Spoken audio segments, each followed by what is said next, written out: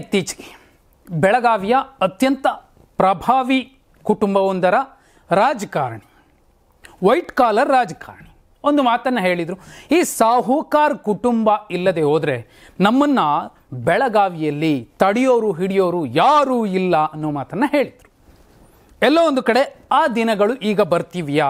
ಕಾರಣ ಇಷ್ಟೇ, ಇತ್ತೀಚೆಗೆ ಹುಕ್ಕೇರಿ ಗ್ರಾಮೀಣ ವಿದ್ಯುತ್ ಸಹಕಾರ ಸಂಘದ ಚುನಾವಣೆ ಏನು ನಡೀತು, ಸಾಕ್ಷಾತ್ ಜಿಲ್ಲಾ ಉಸ್ತುವಾರಿ ಸಚಿವ ಮತ್ತು ಸಿದ್ದರಾಮಯ್ಯ ಅವರ ಅತ್ಯಾಪ್ತ ಸತೀಶ್ ಜಾರಕಿಹೊಳಿ ಅವರು ಅಲ್ಲೂ ಕೂಡ ಸಹಕಾರ ವಲಯದಲ್ಲೂ ಕೂಡ ತಮ್ಮ ಪಕ್ಷದ ಪ್ರಾಬಲ್ಯವನ್ನು, ತಮ್ಮ ಬೆಂಬಲಿಗರನ್ನು ಗೆಲ್ಲಿಸಿಕೊಳ್ಳುವಂತಹ ಪ್ರಯತ್ನ ಮಾಡಿದರು. ಅದಕ್ಕೆ ಪ್ರತಿಯಾಗಿ ಮಾಜಿ ಸಂಸದ ರಮೇಶ್ ಕತ್ತಿ ಅವರು ಸ್ವಾಭಿಮಾನವನ್ನು ಪಣಕ್ಕಿಟ್ಟು ತಮ್ಮ 15 ಬೆಂಬಲಿಗರನ್ನು ಗೆಲ್ಲಿಸಿಕೊಂಡು ಬಹುದೊಡ್ಡ ಮೆಸೇಜನ್ನು ಕೊಟ್ಟಿದ್ರು.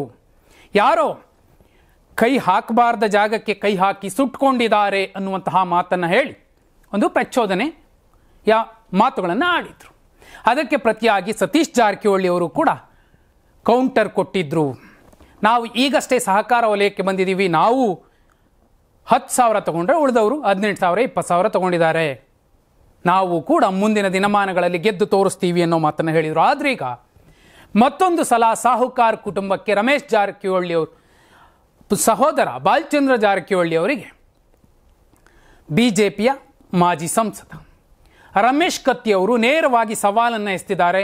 ನಾನು ಸಾಹುಕಾರ್ ಕುಟುಂಬದ, ಅದರಲ್ಲಿ ಬಾಲಚಂದ್ರ ಜಾರಕಿಹೊಳಿ ಅವರ ಕುಟುಂಬದ ಅಶ್ವಮೇಧ ಕುದುರೆಯನ್ನು ಕಟ್ಟಿ ಹಾಕ್ತೀನಿ, DCC ಬ್ಯಾಂಕ್ಗೆ ನಾನು ಕೂಡ ಸ್ಪರ್ಧೆ ಮಾಡ್ತಿದ್ದೀನಿ. ಈ ಹಿಂದೆ ಸುಮಾರು 25 ವರ್ಷಗಳ ಕಾಲ ಅಧ್ಯಕ್ಷನಾಗಿ, ಉಪಾಧ್ಯಕ್ಷನಾಗಿ, ಸದಸ್ಯನಾಗಿ ನಾನು ಕೆಲಸ ಮಾಡಿದ್ದೀನಿ.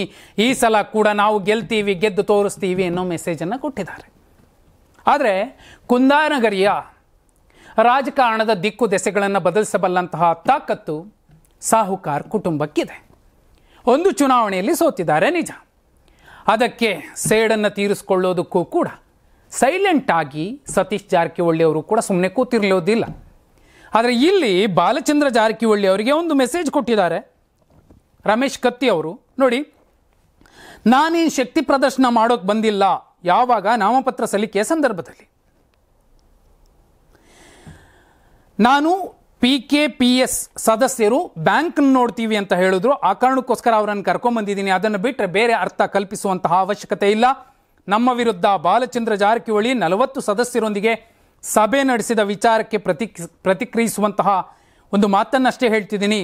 ಸಭೆ ಮಾಡಲು ಎಲ್ಲರೂ ಸ್ವತಂತ್ರರು. ನಾನು 5-6 ಬಾರಿ ಸಭೆ ಮಾಡಿದ್ದೇನೆ. ಬ್ಯಾಂಕ್ ನೋಡಬೇಕು ಅಂದಿದ್ದಕ್ಕೆ ನಿರ್ದೇಶಕರನ್ನು ಕರ್ಕೊಂಡು ಬಂದಿದ್ದೀನಿ. ಈ ಬಗ್ಗೆ ನನ್ನ ಉತ್ತರವೂ ಇಲ್ಲ, ಪತ್ರವೂ ಇಲ್ಲ ಅನ್ನೋ ಮಾತನ್ನು ಹೇಳೋ ಮೂಲಕ ಬಹುದೊಡ್ಡ ಮೆಸೇಜನ್ನು ಕೊಟ್ಟಿರುವಂಥದ್ದು. ಎಲ್ಲ ಗೆಲುವು ಕೂಡ ಒಂದೇ ರೀತಿಯಲ್ಲಿ ಇರೋದಿಲ್ಲ.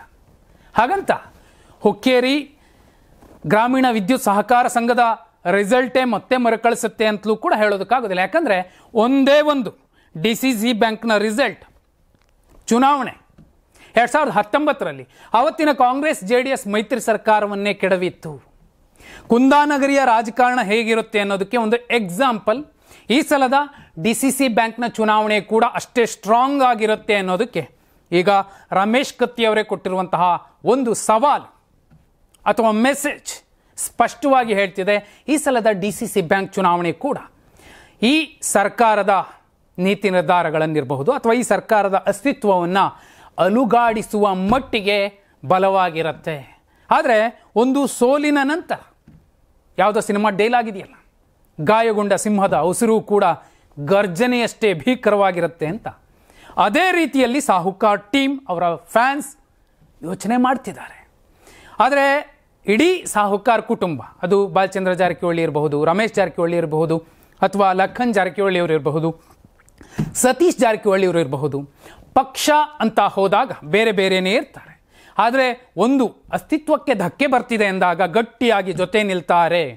ಆದರೆ ಇಲ್ಲಿ ಆರಂಭದಲ್ಲೇ ನಾನು ನಿಮ್ಗೆ ಹೇಳಿದೆ, ಒಬ್ಬ ಪ್ರಭಾವಿ ನಾಯಕ ಮತ್ತು ಸಾಕಷ್ಟು ಶಿಕ್ಷಣ ಸಂಸ್ಥೆಗಳನ್ನು ಹೊಂದಿರುವಂತಹ ವೈಟ್ ಕಾಲರ್ ರಾಜಕಾರಣಿ ಒಂದು ಮಾತನ್ನು ಹೇಳಿದ್ರು, ಈ ಸಾಹುಕಾರ್ ಕುಟುಂಬನೇ ಇಲ್ಲದೆ ಹೋದರೆ ಕುಂದಾನಗರಿಯ ರಾಜಕಾರಣದಲ್ಲಿ ನಮ್ಮನ್ನು ಕಟ್ಟಿ ಹಾಕೋರು, ನಮ್ಮನ್ನು ಮೆಟ್ಟಿ ನಿಲ್ಲೋರು ಯಾರೂ ಇಲ್ಲ ಅಂತ.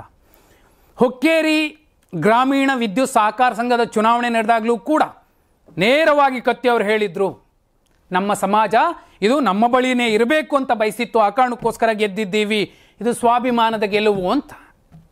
ಅದೇ ಗೆಲುವನ್ನು DCC ಬ್ಯಾಂಕ್ ರಿಸಲ್ಟ್ನಲ್ಲೂ ಕೂಡ ಕಾಣೋದಕ್ಕೆ ಸಾಧ್ಯವಾಗುತ್ತೆ. ಸಾಹುಕಾರ್ ಕುಟುಂಬ ಮತ್ತೊಂದು ಸೋಲಿಗೆ ಸಜ್ಜಾಗುತ್ತಾ ಅಥವಾ ಗೆದ್ದು ತಾಕತ್ತು ತೋರಿಸುತ್ತಾ? ಕಮೆಂಟ್ ಮಾಡಿ.